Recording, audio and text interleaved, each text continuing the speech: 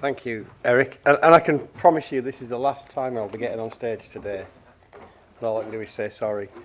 This is just a really brief update, really, just to update you on the Manual for Smart Streets. I hope you all know what that is. It's been something we've been developing for a while now, and basically it is an interactive web service that talks about how you deliver technology, and it talks about the life cycle of everything from the conception of technology, conception of the thing you want to do, going back to what I was talking about earlier about aligning that with policies and ensuring the technology is the right thing, and how you then specify and procure and deliver and operate that. And the Manual for Smart Streets is intended as a highly interactive kind of Wikipedia-style model for how we provide guidance to deliver technology. And it's been around for a while now. And although the structure of it feels right, and it's something we invested quite a lot of time in building the model and the structure for it, it's still a bit light in terms of the stuff it has in it. And so really, this is just a quick update on where we're going with that. So work that we've heard of today, such as the update of the code of practice and DSIS and other things, they will ultimately become part of the Manual for Smart Streets, and we will start to grow the Manual for Smart Streets to include that. The work that we're doing around the connected vehicle services architecture, again, as that develops, that will become a part of the Manual for Smart Streets. And ultimately, the aim is, now if any of you have worked in highways for a while, you'll be aware of the DMRB, the Design Manual for Roads and Bridges, a very complete set of standards and guidance for how you design roads, how you build physical infrastructure. My aim for the Manual for Smart Streets is it becomes the same for digital infrastructure. It becomes the single place, the compendium of information about how we design and deliver and operate digital infrastructure. So my update today really is just to say that those of you that have heard about it and wonder where it had gone, it's still there, it's still developing, it will continue to be the medium by which we provide the guidance that we want to provide around all the things we've talked about today, and we start to bring all that together into one place. As and when we do that, and there will be times coming up when we ask you for help with that and help with adding information or testing it or giving us feedback on how you find it, when we ask you that, please get back and help us with that, because the quality of the MFSS will just be as good as the information we get, the feedback we get, the support we get to help it become that resource for the sector. So yeah, the Manual for Smart Streets still exists. It will grow. It will become more important, hopefully, in how we deliver services. So keep watching this space. And that's it, I'm happy to say, from me. So I'd like to hand over to Kerry.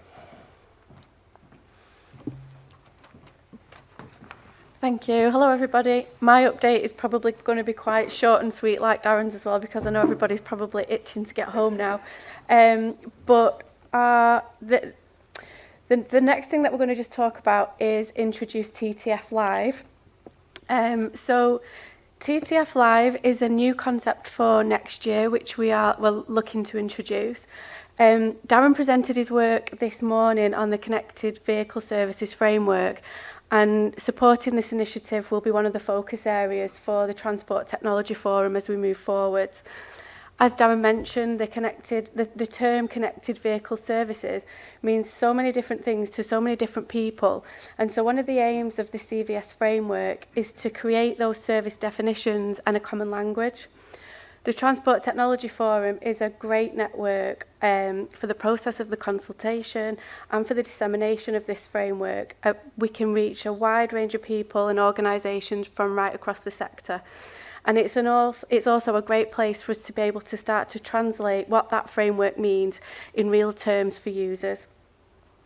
Also, to many people, and this is partly because of that difference of understanding, connected vehicle services can feel like something that's so far away that we don't even need to worry about it right now. But as you heard from Darren this morning, there are already many examples that are available now where we have the data and we have the technology ready to go. So through TTF Live, the plan is to showcase some real-life examples of the services that we aspire to deliver and to demonstrate how adopting connected vehicle services now or in the near future can drive improvements to the operation of the local road network. So what does that mean for TTF Live and the TTF conference? For 2026, we will return to the Leonardo Hotel at Hinkley Island. And because we need to align the conference with the schedule of work for the Connected Vehicle Service Framework, we've brought forward the date. So it's now a little bit earlier than we're used to. It's this year, in 2026, it's going to be the 16th to 18th of March. The conference will be in its usual format. We'll have sessions covering all of the aspects of the Transport Technology Forum, as well as the opportunities for networking across the 3 days. But because we like a bit of a challenge, this year we're going to see the addition of a live test track, and we're going to look to showcase demonstrations of connected services that are aligned with the use cases in the framework that Darren presented this morning. So in the past, we've held kind of smaller versions of this event and we've done the demonstrations at UTAC, but we want to really grow that now for 2026, and we want to be able to deliver more demonstrations for a wider audience. And as you'll see on the slide there, in that bottom left-hand corner, depends which way you're looking at it, the image for Hinckley, it's got its own road, it looks like a track. They've given us permission to take over this area of the road and the car parks, and we're also going to visit site in the next couple of weeks to look at how we can also incorporate the live road network so that we can show some real-world applications of the services. Once we've done the site visit, we're going to be inviting applications for demonstrations that fit with Stream 1, which is the infrastructure to vehicle, and Stream 2 of the framework, which is vehicle to infrastructure. So please do look out for that over the coming weeks. So hopefully you're going to be as excited about TTF Live as we are. If you're from central or local government, please do come and take part, come and see the services in action, and take advantage of the fully funded places that we can cover through, which include accommodation for both nights. And in the conference sessions, we'll be sharing local authority case studies that demonstrate the outcomes of technology adoption. So please do reach out for us if you've got a case study that you think would be great to share at the conference. And if you're from supply chain, please come, be part of the technology showcase, whether that's through one of the live demonstrations, through the exhibition, or through support in a local authority case study. And as I said, we'll have lots of opportunities for networking and making new connections across the 3 days. So to get involved, bookings will open next week for the sponsorship, exhibition and conference delegate places. And then by the end of this month, we'll be opening for expressions of interest to take part in the live demonstrations. We'll be able to provide more information about the types of demonstrations we're looking for. And then once we've had all the applications in, they'll go through a review process. And hopefully by the end of this year, we'll be able to announce the successful demonstrations that will be moving forward to TTF Live.